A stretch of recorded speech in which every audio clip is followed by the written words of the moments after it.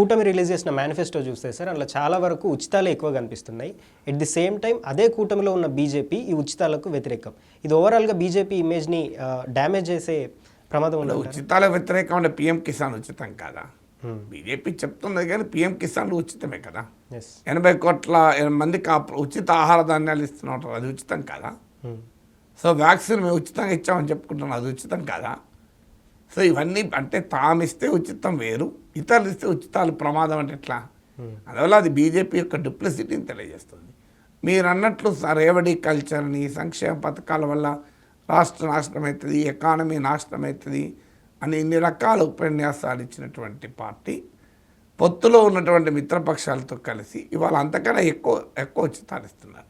Pension 4,000 చేస్తాం, రైతు భరోసా 20,000 చేస్తాం, పిల్లల తల్లులకు ఇచ్చే డబ్బులు ఒక్క పిల్లలకి 2 పిల్లలకి ఇస్తాం. ఇలా జగన్మోహన్ రెడ్డితో పోటీ పడి పథకాలు ప్రకటించారు. సో అందువల్ల ఇప్పుడు బీజేపీ సమాధానం చెప్పాలి. మరి ఇది రేవడి కల్చర్ కదా, మోడీ ఏమంటాడు, ఇది మొదటి సమాధానం చెప్పాలి. రెండవది, ఈ మేనిఫెస్టోలో హజ్కు వెళ్ళే వారికి ₹1,00,000 ఆర్థిక సాయం చేస్తామన్నారు. రోజు బీజేపీ ముస్లింలకు వ్యతిరేకంగా హిందూ ముస్లిం డివైడ్ తీసుకొస్తోంది.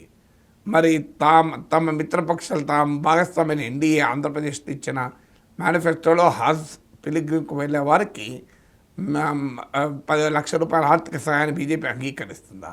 ఇవాళ ఆంధ్రప్రదేశ్ బీజేపీ కూడా ట్వీట్ చేసింది, మేము ముస్లిం రిజర్వేషన్లకు వ్యతిరేకమని. దీన్ని తెలుగుదేశం అంగీకరిస్తుందా? అలాగే పెన్షన్ విధానాన్ని మేము సమీక్షిస్తాం, సరైన నిర్ణయం తీసుకుంటామన్నారు. అసలు ఈ కొత్త పెన్షన్ విధానాన్ని తీసుకోవడంలో బీజేపీ పాత్ర కూడా ఉంది కదా. ఇప్పుడొచ్చి మేము ఈ కొత్త పెన్షన్ విధానాన్ని సమీక్షిస్తామంటే ఎవరు నమ్మాలి? అందువల్ల డెఫినెట్గా బీజేపీ ఆన్సర్ చెప్పాలి. ఈ మేనిఫెస్టోలో ఉన్న మరి దానికి తోడు ఈ మేనిఫెస్టోతో వాళ్ళు ఓన్ కావడానికి సిద్ధపడలేదు. వెనకాల బ్యాక్డ్రాప్ పైన వాళ్ళ ఫోటో ఉండదు, పుస్తకం పైన వాళ్ళ ఫోటో ఉండదు.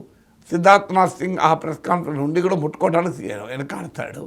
సో బీజేపీ మేనిఫెస్టో పట్ల అంటీ ముట్టనట్టు ఉండడానికి కూడా ఏ రకంగా సమర్థించుకుంటారు ఇప్పుడు?